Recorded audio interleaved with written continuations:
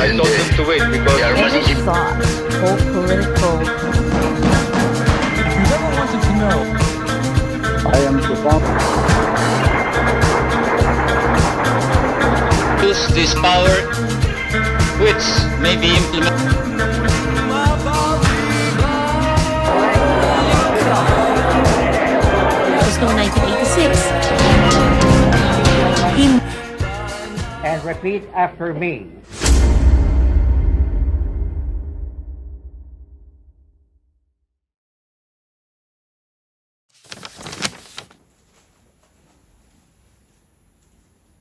Ako, si Amanda Bartolome, isang babaeng nagsisikap maunawaan ang sakit at buktot ng pamamahala ng mga namumuno sa ating bansa ngayong panahon ng dekada 70. Bilang isang ina, kinakailangan kong patatagin ang aking kalooban para sa ikabubuti ng aking pamilya. Ngunit may nagpapababa sa akin bilang isang babae. Iyon ay ang paniniwala ng aking asawa. Siya ang aking asawa, si Julian Bartolome. Bagamat tradisyonal, umiiral sa aming pamilya ang pagiging mulat sa mga suliraning pangpolitika at panlipunan sa ating bansa. Hindi ko akalain na ang tradisyong ito ang magdadala sa aming mga anak sa bingit ng kamatayan.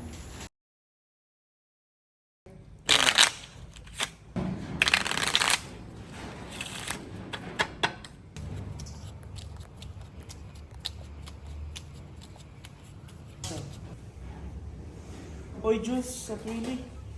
Alam niyo ba pwede kayong dakpin kahit walang warrant of arrest? Buti na lang sana kung uhulihin kayo. Hindi mahuli. Aba, anong klase sagot yan?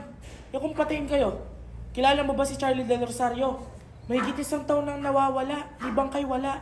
E kung paano kung patayin kayo? Kung mapahamak kayo, paano kami pamilya nyo? Dad, malaki na ako. Ano ko na ginagawa ko? Kung alam mo lang ginagawa mo, alam mo ikapapahamak mo yan. Alam niyo ba na libo-libong taong tinutorture, walang awang pinapatay? Alam ko yun, Dad. Nag-ingat naman kami ni Willie. Oo nga po. Nagusot naman po kayo ng kaldera sa ulo namin para di kami makilala. Hindi niyo ba ako naintindihan? Dad, pilit namin pinapaintindi. Hindi niyo ba naririnig pa yung sasabihin niyo, ha? Alam niyo pa talaga yung pinagagawa niyo? E kay babata niyo pa! You're still kids, for God's Ano bang sake! gusto nyo, Dad? Manahimik kami? Daddy, natuklasan na namin ni Willie. Kitang-kita ng dalawa naming mata kung paano pinatay mga kapwa namin Pilipino. Dad, gumising kayo!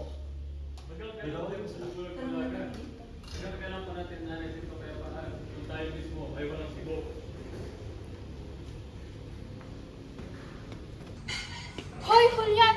Ano ba? Napagkamalan pa tayo ng mga kapitbahay na nag-aaway? Mga bata yan! Ano ba?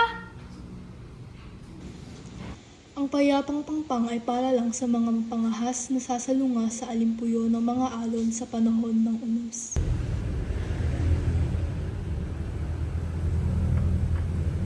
Gabi na.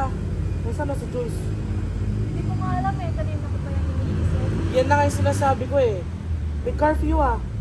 Ano, hayaan mo na lang doon sa labas yun. Baka mahuli yun. Sa tingin mo ba basta-basta na lang siya susunod kapag sumigaw ako ng Jules? Ano namang kwenta to? Natulog na nga ako.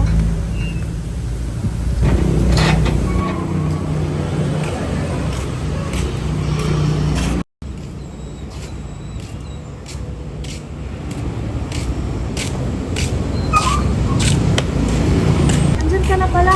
Ayos ah, walang papaalam. Nag-away tuloy kami ng daddy mo. Saan ka ba galing? Pinatay nila si Willie namin. Pinatay na lang kaibigan ko.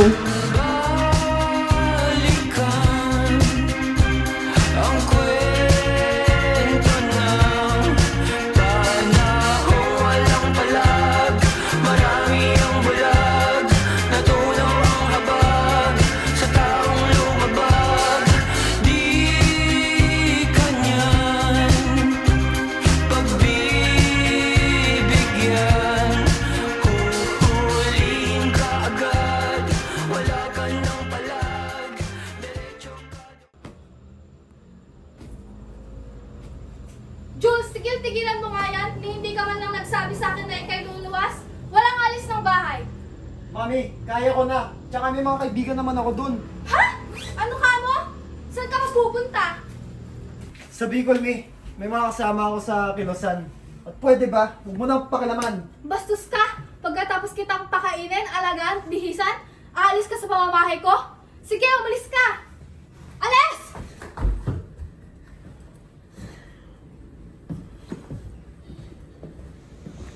Ano't ano man, dito naganap ang mga unang pangamba ko na ang anak ko'y hindi na isang estudyante sa loob ng campus. Unti-unti nagiging bahagi na rin siya ng mas malawak at malisang lipunan ng mga bagong tao na ngayon na siyang magpapasya ng bukas. Isang malinaw na mata at tainga at tinig ng kanyang panahon. Mami naman eh. Alam mo ba nung sinuunang panahon, ang mga saganay may palakol, mga mabababang grado, sila yung mayaman. Jason, kapag ako hindi nakapagtimpi, mahahampas kita ng hangin. Mami naman eh. Firma mo tong report card ko. Akin na nga. Aba, ang bababa na to ah. Ba't ganito to? Ganito kasi mami. Ewan ko ba sa teacher ko? Pati yung pinakamatalino, hindi kinaya. Mababa rin grades eh. Naku, Jason, naging estudyante din ako. Alam ko yung mga linyahan na yan. Nagmamakawa ako. Firma mo na please. Kumamatay ko ata kapag dito piniwanat ko yung nakayong palita kong babae sa buhay ko. Jason, tumayo ka nga dyan. Makita pa ng mga kapitbahay eh. Thank you, mami.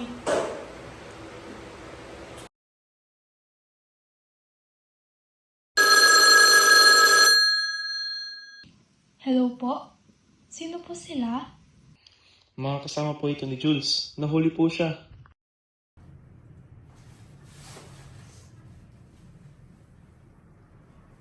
Napapadalas ng punta mo kay Jules ah. Kung di ba may iba ka pang anak? Masaka kapag upunap lang ako kay Diyos. Mag-open? May reklamo ka ba sa akin? Bakit pag sinabi ko ba sa'yo, may tindihan mo ba ako? Paano kita intindihan kung di mo sinasabi? Paano ako magsasabi kung ni minsan di mo ako inintindi?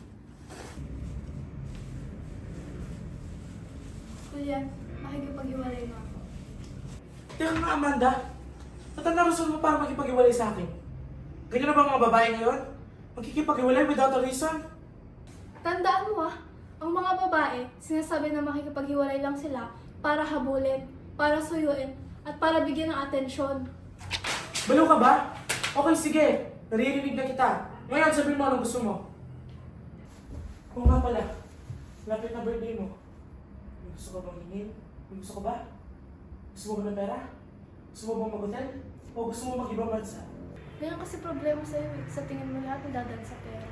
Kaya nga, sabihin mo sa akin. Pag-usapan natin to. Eh di sana matagal mo nung ginawa. Akala mo ba madali ito sa akin? Ano? Ang galing mo din eh. Kung sinabi mo sa akin, edi tapos ang usapan. Buong buhay ko, nanahimik lang ako. At ang masakit pa, hindi ako naging magaling na ina. Oo, alam ko. Alam ko ang yan nasa isip mo. Kung alam ko lang na hindi mangyari to, tinigilan ko sana. Siguro kaya mas malapit loob ko kay Jules dahil panganay siya. Dahil siya nagbibigay sa akin ng atensyon, ng pansin, bilang isang ina. Pero ikaw, ni minsan hindi mo ako tinignan magkapantay tayo. Lagi mo akong minamaliit. Tingin mo mahina ang mga babae. Nanay ka lang ng mga anak natin. Yan laging mga walang kwetang sinasabi mo sa akin. Tumigil ka nga! Yan ang problema sa inyo mga babae. Nagpapadala kayo sa emosyon ninyo. Kung nagpapadala ako sa emosyon ko, sana matagal na ako nakipaghiwalay. Binigyan ako ng chance kanina asawang ba ako o nanay lang ng mga anak natin? Hindi walang nararamdaman ko kasi hindi mo ako binigyan ng kahit anong oras. Gusto ko na ipakita na babae ako at hindi babae lang.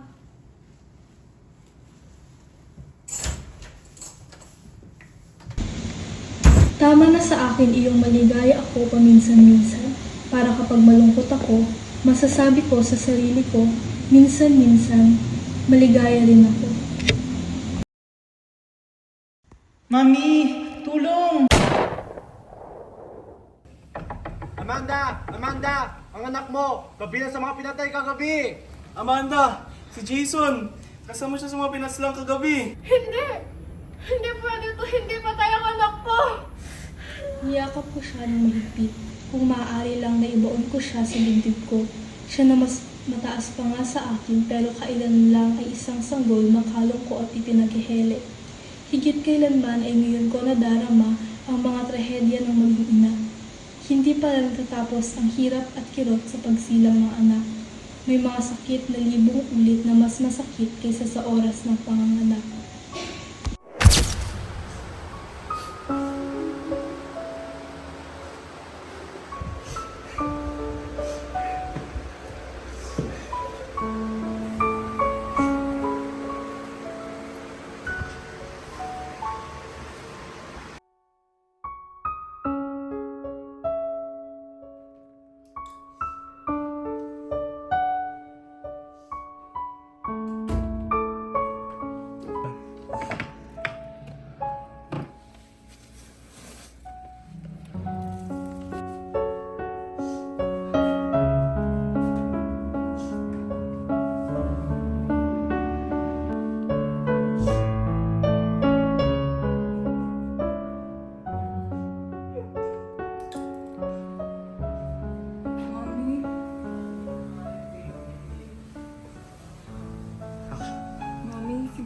mabait sa akin si Kuya Jason. Hindi anak, mahal ka ng kuya mo.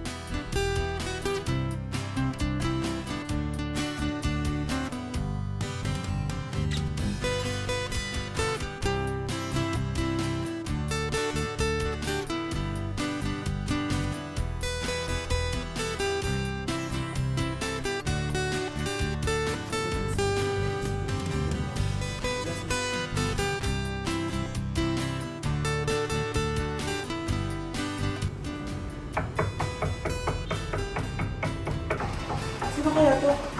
Sino pa naman?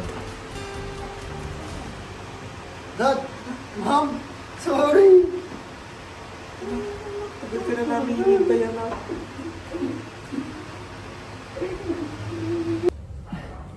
Ma'am, Dad, si Mara nga pala, asawa ko.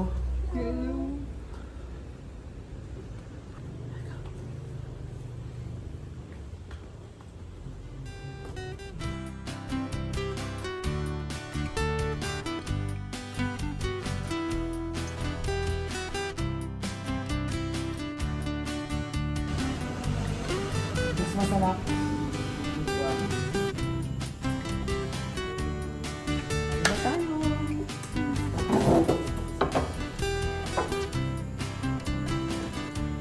Sarap nito, ah. Julian.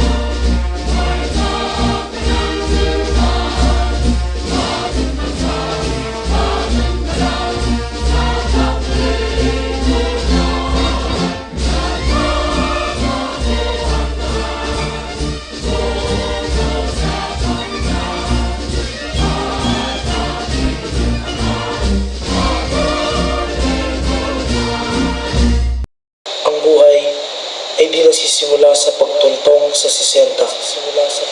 Nagsisimula ito sa bawat ngiti ng umaga.